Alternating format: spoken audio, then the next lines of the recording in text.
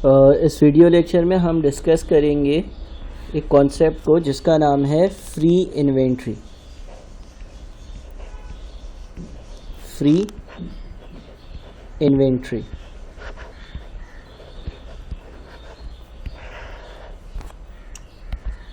अच्छा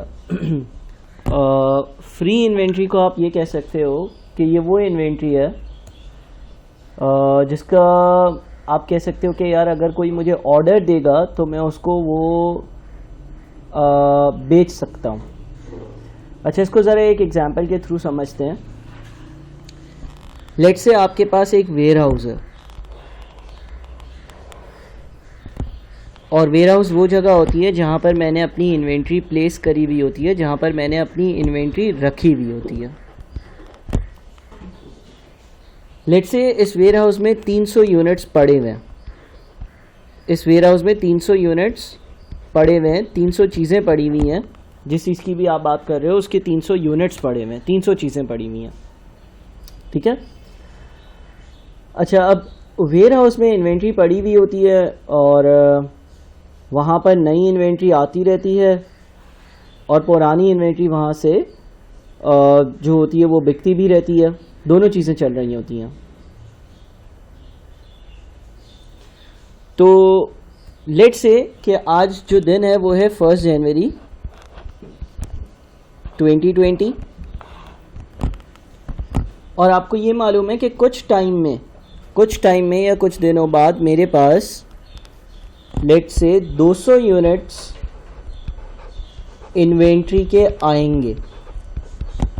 एक दिन या 2 दिन बाद मेरे पास इन्वेंट्री के 200 यूनिट्स आएंगे सप्लायर के पास से। मैंने सप्लायर को बताया हुआ है और सप्लायर ने मुझे बोला हुआ है कि भाई मैं आपको कुछ दिनों में 200 यूनिट्स भेज दूंगा, ठीक है। मेरे वेयर हाउस में 300 चीज़ें पड़ी हुई हैं और मैंने सप्लायर को 200 यूनिट्स का ऑर्डर दिया हुआ है, यानी कि कुछ टाइम बाद मेरे पास 200 चीज़ें आ जाएंगी। और एक कस्टमर है, उसने मुझसे जो है ना वो लेट्स से 150 चीज़ें ख़रीद दी हैं, लेकिन वो अभी उन चीज़ों को पिक करने नहीं आया। उसने बोला मैं कुछ देर बाद आपके पास से ये चीज़ें पिक कर लूँगा और ले जाऊँगा, ठीक है। मैं वापस से बताता हूँ। अभी मेरे वेयर हाउस में 300 यूनिट्स पड़े हुए हैं।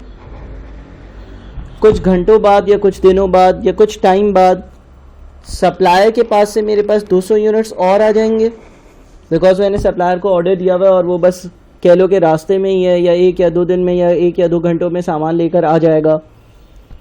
और एक कस्टमर है जो मुझसे 150 चीज़ें ख़रीद चुका है। बस वो कुछ घंटों में या कुछ दिनों बाद या कुछ टाइम बाद मुझसे 150 चीज़ें ले जाएगा, ठीक है। कुछ दिनों बाद कुछ घंटों में वो मुझसे 150 चीज़ें ले जाएगा। तो अगर मैं कुछ टाइम बाद की बात करूं, जब ये दोनों बातें हो चुकी होंगी, तो मेरे वेयर हाउस में कितनी इन्वेंट्री पड़ी हुई होगी। देखो, कुछ टाइम बाद की अगर बात करूं, अभी मेरे पास 300 चीज़ें हैं, कुछ टाइम बाद ये 200 चीज़ें आ चुकी होंगी, तो मेरे पास हो जाएंगी 500 चीज़ें। और कुछ टाइम बाद ये 150 चीज़ें चली गई होंगी, तो मेरे पास पीछे रह जाएंगी 350 चीज़ें। कुछ दिनों बाद या कुछ टाइम बाद की बात करूं, मेरे पास अभी 300 चीज़ें हैं। कुछ टाइम बाद या कुछ दिनों बाद 200 चीज़ें मेरे पास आ जाएंगी और 500 हो जाएंगी, और 150 मेरे पास से चली जाएंगी, तो 350 बच जाएंगी। ये कुछ टाइम बाद की सिचुएशन है। अभी मेरे पास 300 चीज़ें हैं, कुछ टाइम बाद 200 चीज़ें और आ जाएंगी, तो मेरे पास 500 चीज़ें हो जाएंगी, और 150 चीज़ें चली जाएंगी, तो कुछ टाइम बाद मेरे पास 350 चीज़ें बची हुई होंगी, करेक्ट। तो ये 350 क्या कहलाता है? ये 350 कहलाता है मेरी फ्री इन्वेंट्री। यानी कि फ्री इन्वेंट्री आप कह सकते हो कि वो इन्वेंट्री जो कुछ दिनों बाद आपके पास पड़ी हुई होगी, इसको हम फ्री इन्वेंट्री कहते हैं, ठीक है ना। कुछ टाइम बाद जो सिनेरियो हमारे पास होगा या हमारी ये जो कमिटमेंट्स हैं ये फुलफ़िल हो जाएंगी, उसके बाद जो मेरा इन्वेंट्री का लेवल होगा वो फ्री इन्वेंट्री कहलाएगा। ठीक है। अच्छा, इस चीज़ को जो मेरे पास वेयर हाउस में इन्वेंट्री पड़ी हुई है, इसको हम इन्वेंट्री ऑन हैंड भी कहते हैं। Inventory on hand.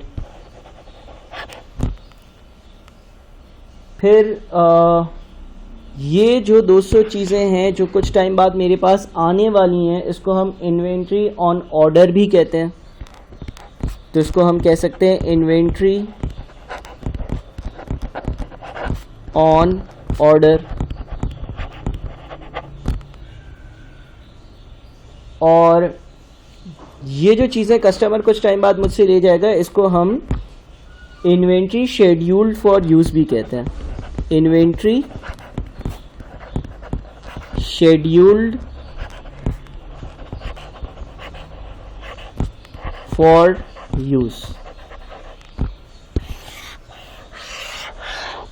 ठीक है, inventory on hand plus inventory on order minus inventory scheduled for use. हम इन्वेंट्री ऑन हैंड में इन्वेंट्री ऑन ऑर्डर को ऐड करते हैं और इन्वेंट्री शेड्यूल्ड फॉर यूज़ को माइनस कर देते हैं, तो हमारी फ्री इन्वेंट्री की वैल्यू आ जाती है।